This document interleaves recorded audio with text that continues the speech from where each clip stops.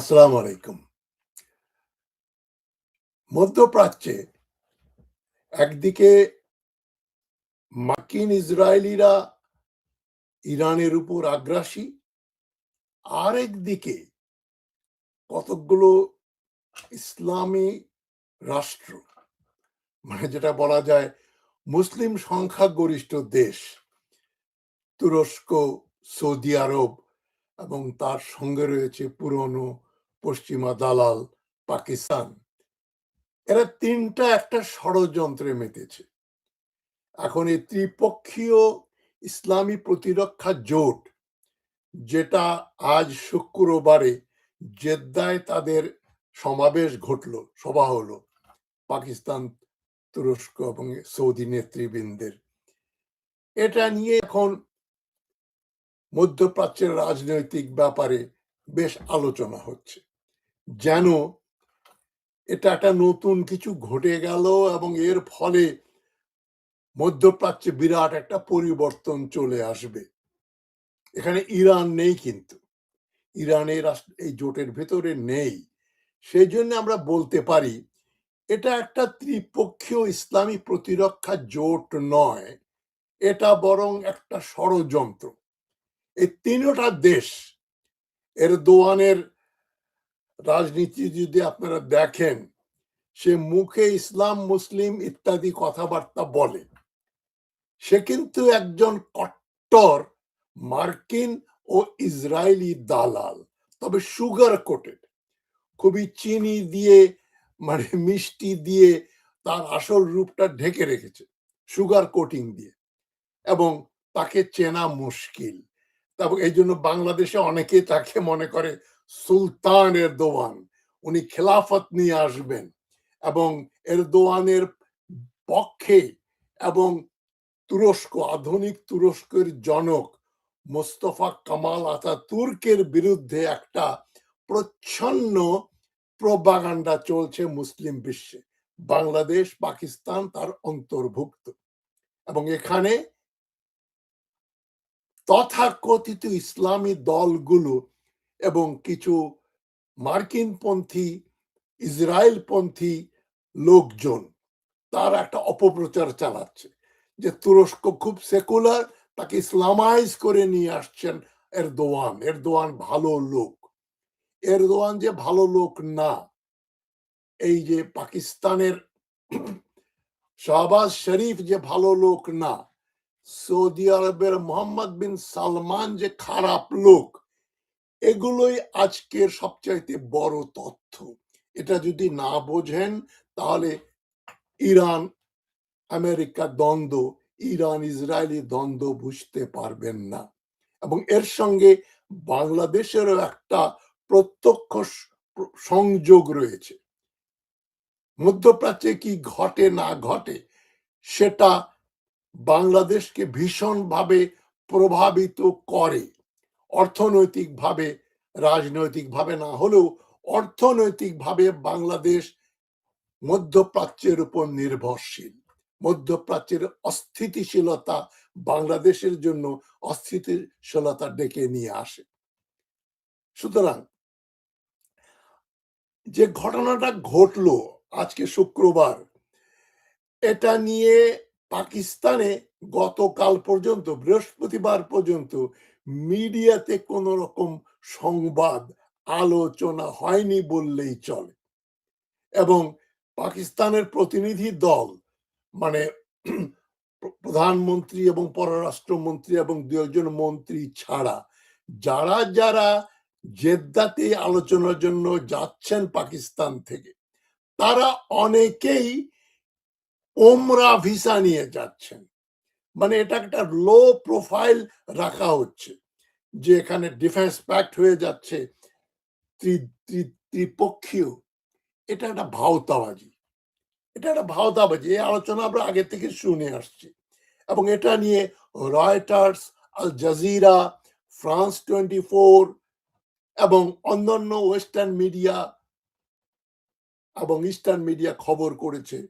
ভারতের first post, একটা online post media outlet, তারাও প্রচার করেছে যেখানে আমরা দেখছি রয়টার বলছে তুরস্ক, সৌদি, পাকিস্তান মধ্যে একটা আন্ডারস্ট্যান্ডিং হচ্ছে, ডিফেন্স প্যাক্ট হচ্ছে, মিলিটারি প্যাক্ট হচ্ছে, এবং ফ্রান্স 24 বলছেন একই কথা, মিলিটারি অ্যালায়েন্স হচ্ছে। কিন্তু ইসরায়েল এবং ভারত এটাকে যেভাবে দেখে সেটা কিন্তু খুবই প্রণিধানযোগ্য। রয়টার্স বলছে joint defence agreement, defence pact. France 24 বলছে ডিফেন্স প্যাক্ট। কিন্তু ফার্স্ট পোস্ট, ইন্ডিয়ান খুবই পাওয়ারফুল মিডিয়া আউটলেট, তারা বলছে trilateral agreement across the Islamic world.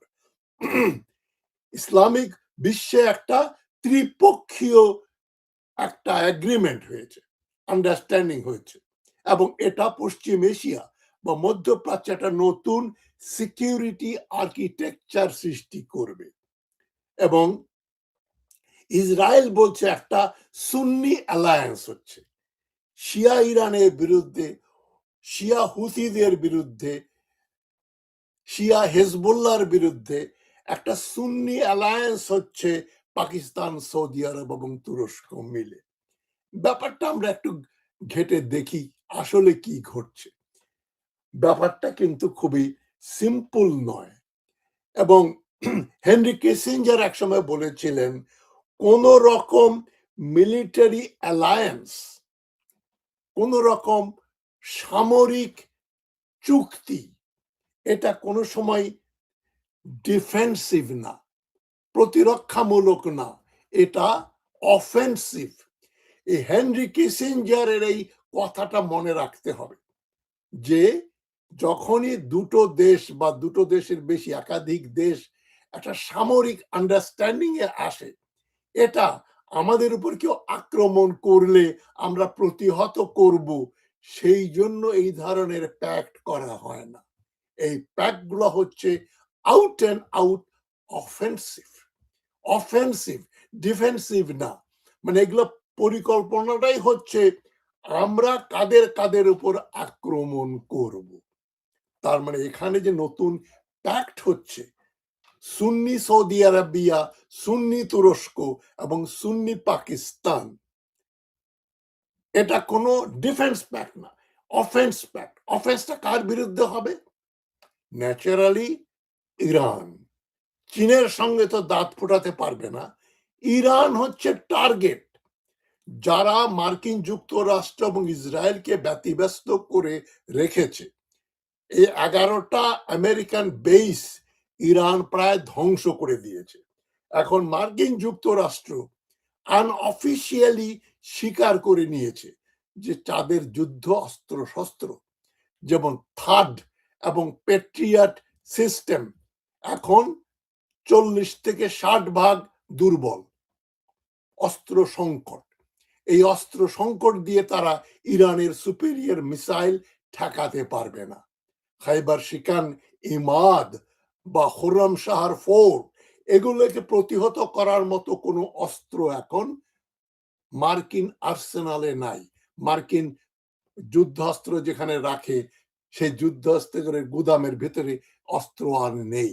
একজন পর্যালোচক খুব সুন্দর করে বলেছেন এখন ইরানিয়ান মিসাইল এবং ড্রোন পথ খুঁজে খুঁজে তারা অয়েল ট্যাঙ্কার ধ্বংস করছে, অয়েল রিফাইনারি ধ্বংস করছে, রাজপ্রাসাদে হামলা করছে, শপিং মলে হামলা করছে, এয়ারপোর্টে হামলা করছে, মার্কিন ঘাঁটিগুলোকে হামলা করে ধ্বংস করে দিচ্ছে। ইরান একভাবে বলা যায় একচেটিয়া ভাবে মার দিয়ে যাচ্ছে। এবং মার্কিন যুক্তরাষ্ট্রের প্রেসিডেন্ট ডোনাল্ড ট্রাম্প সেই জন্য একদিন বলেন আমরা ইরানকে ধ্বংস করে দেব, পরে আবার বলছেন we are having a beautiful discussion, ইরানের সঙ্গে খুব সুন্দর আলোচনা হচ্ছে।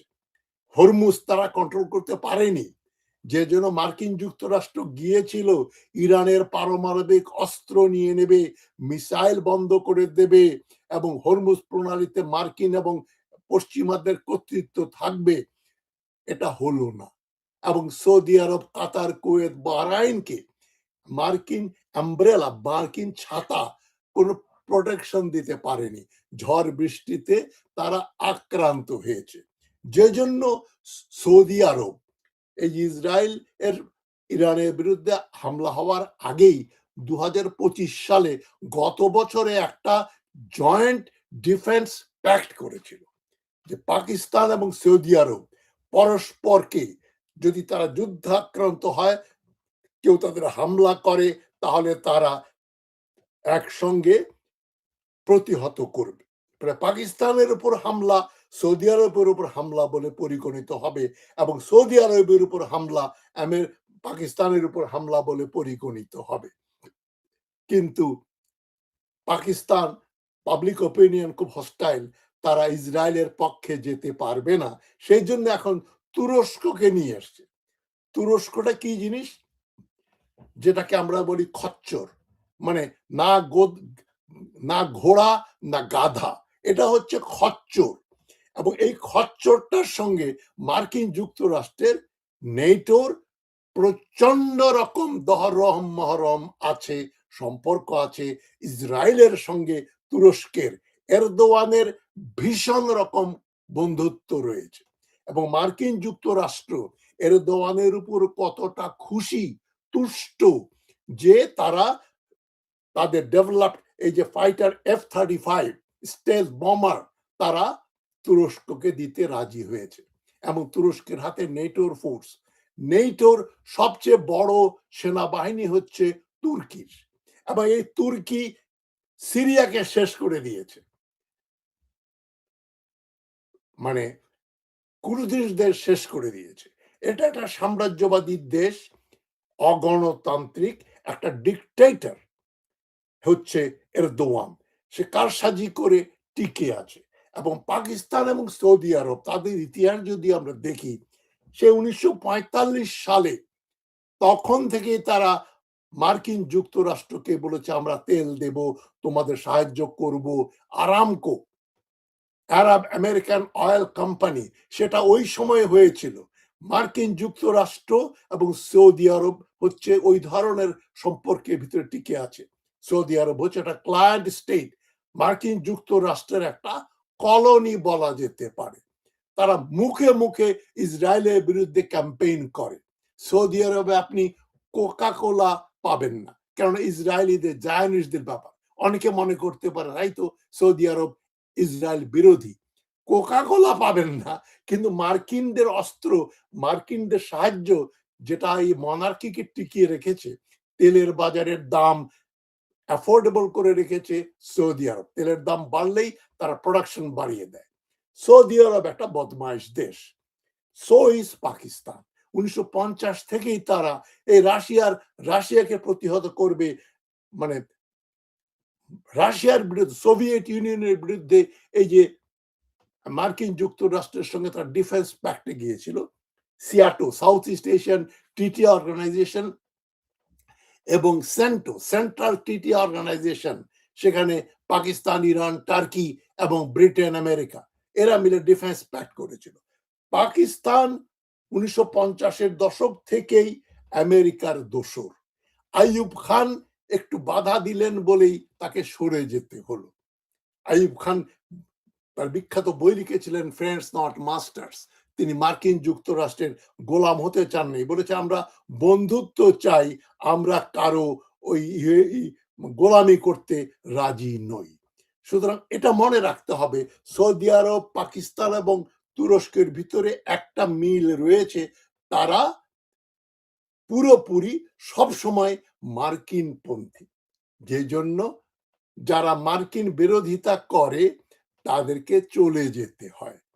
আইয়ুব খান চলে গেলেন, জুলফিকার আলী ভুট্টোকে ফাঁসি দেয়া হলো মার্কিন দালাল জেনারেল জিয়াউল হকের হাতে। 1979 সালে তার ফাঁসি হলো 4 এপ্রিল।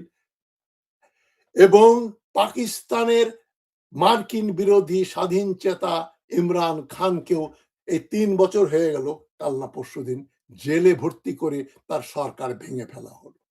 এখন পাকিস্তানের যে সরকার, শাহবাজ শরীফের যে সরকার, সে আউট অ্যান্ড আউট একটা প্রো আমেরিকান সরকার। প্রো আমেরিকান, পরোক্ষভাবে প্রো ইসরায়েলি এবং প্রো সৌদি। এই জিনিসটা, এই পয়েন্টগুলো মনে রাখলে আপনারা বুঝতে পারবেন ব্যাপারটা কি, ঘটছেটা কি। নতুন আর্কিটেকচার হচ্ছে নাকি পুরনো আর্কিটেকচার যেটা কোল্ড ওয়ারের সময় ছিল, সোভিয়েতের বিরুদ্ধে মার্কিন যুক্তরাষ্ট্রের লেজুর বৃত্তি করা সৌদি আরব, তুরস্ক এবং পাকিস্তান। এখন অনেক পর্যালোচক বলছেন যে এখানে পাকিস্তানের খুবই well trained army, soldiers, army, air force এগুলো ব্যবহার করা হচ্ছে।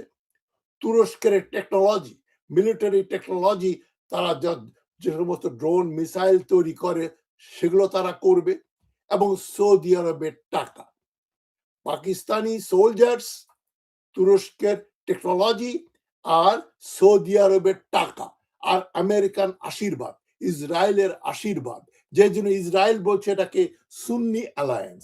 তার একটু রিজার্ভেশন থাকলেও তারা ভাবছে ইরানের চাইতে তো একটা সুন্নি অ্যালায়েন্স ভালো। সুন্নিরা ইসরায়েলকে আক্রমণ করেনি গত 50 বছর, মানে 73 সালের পরে, প্রায় 50 বছরের বেশি হয়ে গেল। সুতরাং শিয়ারা হচ্ছে কালপ্রিট ইসরায়েলের কাছে, শিয়ারা কালপ্রিট হচ্ছে আমেরিকার কাছে, স্পেশালি 9/11 এর পরে। মানে তারা ওসামা বিন লাদেন কর্তৃক সুন্নি অ্যাগ্রেশন হয়েছিল, কিন্তু তারপরে তারা কিন্তু শিয়াদেরকে তাদের পুরনো শত্রু বলে মনে করে। শিয়াদের বিরুদ্ধে, ইরানের বিরুদ্ধে একটা নতুন অ্যালায়েন্স হচ্ছে, এবং এই আলাপ আলোচনা যখন চলছে শুক্রবার, এই বৃহস্পতিবার এবং শুক্রবারে হুথিরা কি করলো? হুথিরা ওখানে ইয়েমেনের উপর হামলা করেছে, রেড সিতে হামলা করেছে, বাবল মান্দারে তার একটা ভারতীয় জাহাজ ডুবিয়ে দিল, 14 জন নাবিক সেলার সেখানে প্রাণে রক্ষা পেয়েছেন, কিন্তু জাহাজটা ধ্বংস করে দিয়েছে। এবং এখন সৌদি আরবের উপরে এবং ইয়েমেনের সরকারের উপরে হামলা করে হুথি গেরিলারা কি মেসেজ দিচ্ছে, যে তোমরা যে চুক্তি করতে যাচ্ছ এই চুক্তি কিন্তু আমরা মানি না। সৌদি আরব আমাদের শত্রু এবং ইয়েমেনের সরকারও তাদের শত্রু। তারা প্রায় 50-60 জন লোক হত্যাও করেছে এই মিসাইলের ফলে। তবে ইরান ঠিকই সিগন্যাল দিচ্ছে থ্রু হুথি যে তোমরা যত আলাপ আলোচনা করো আমরা এগুলোর ভেতরে নেই, এবং দেখো 11টা মার্কিন বেস আমরা শেষ করে দিয়েছি, মার্কিন অস্ত্র শস্ত্রে এখন প্রচন্ড ঘাটতি, এবং তোমরা যতই সিকিউরিটি আর্কিটেকচার বানাও ইরানের তার সঙ্গে কোনো সম্পর্ক নাই। এবং আমরা যে দেশগুলো এর চুক্তির ভিতরে, ইউএই এটা হচ্ছে ইসরায়েল এবং ইন্ডিয়ার বন্ধু, সৌদি আরব হচ্ছে আমেরিকা এবং আমেরিকার বন্ধু, ইসরায়েলের সঙ্গে প্রত্যক্ষভাবে না। এখন এটা কি একটা পলিটিক্যাল আন্ডারস্ট্যান্ডিং না মিলিটারি অ্যালায়েন্স? এটা একটা মিলিটারি অ্যালায়েন্স, আর মিলিটারি অ্যালায়েন্স কখনো ডিফেন্সিভ হয় না, প্রতিরক্ষামূলক চুক্তি হয় না, যেটা ঝানু ডিপ্লোম্যাট হেনরি কিসিঞ্জার বলে গিয়েছেন যে ডিফেন্স প্যাক্ট মানেই অফেন্সিভ, আমরা আক্রমণ করব। এখন ইসরায়েলের জন্য এটা একটা ভালো খবর যে ইরানের একচেটিয়া আধিপত্য থাকবে না, যে পাকিস্তান এখানে এত নেগোশিয়েট করছে, এত কথাবার্তা বলছে, সেই পাকিস্তানও এই চুক্তির ভিতরে রয়েছে। সুতরাং পাকিস্তান হচ্ছে পশ্চিমাদের একটা টুল। তবে দেশে যেহেতু ইসরায়েল বিরোধী অধিকাংশ পাকিস্তানি মুসলমান, 90% এর বেশি, তারা তাদেরকে খুশি রাখার জন্য, তাদেরকে মোটামুটি মানে আয়ত্তের ভিতরে রাখার জন্য পাকিস্তান সরকার একটা গেম প্লে করলো, আমরা মিডিয়েট করছি, যুদ্ধ শেষ করে দিচ্ছি, কিন্তু কোনো চুক্তি হয় নাই। ইরান পাকিস্তানের কথা মতো কাজ করেনি। ইরান পাকিস্তানের সঙ্গে কোঅপারেশন চায়, বর্ডার স্টেট, কিন্তু পাকিস্তান যে তাদের রক্ষা করবে এই ভরসা ইরানের নাই। এবং মার্কিন যুক্তরাষ্ট্র ইসরায়েলকে যেমন ভালোবাসে, ঠিক তদ্রূপ তারা ভালোবাসে সৌদি আরব এবং তুরস্ককে। পাকিস্তানের ব্যাপারে আমেরিকার একটা রিজার্ভেশন আছে যে জনগণ মার্কিন বিরোধী এবং জনগণের নেতা হচ্ছে ইমরান খান। এই দিকগুলো আমাদের আজকের আলোচনার মূল বিষয়। তবে এখন পার্শ্ববর্তী দেশ ভারতে যেটা ঘটছে, শেখ হাসিনাকে কথা বলতে দিয়ে ভারত যেটা করলো, ভারতীয় অ্যানালিস্টরাই বলছেন তারা এখন বাংলাদেশকে চীনের কাছে দিয়ে দিচ্ছে। মানে অ্যাজ ইফ বাংলাদেশ একটা পণ্য, এটা ভারত ব্যবহার করবে না চীন ব্যবহার করবে, ওই অ্যাঙ্গেল থেকে তারা বলছে। তবে যেটা স্পষ্ট হয়ে দাঁড়িয়েছে যে শেখ হাসিনাকে কথা বলতে দিয়ে ভারতীয়রা ডিপ্লোম্যাটিক্যালি ফেইল করেছে এবং বাংলাদেশ এখন চীনের সঙ্গে সহযোগিতা বৃদ্ধি করবে, যেটার প্রতিফলন দেখলাম আমরা বাংলাদেশের পররাষ্ট্র মন্ত্রণালয় থেকে একটা কঠোর বাণী, যেটা আমি গত পরশুদিনের ভিডিওতে বলেছি।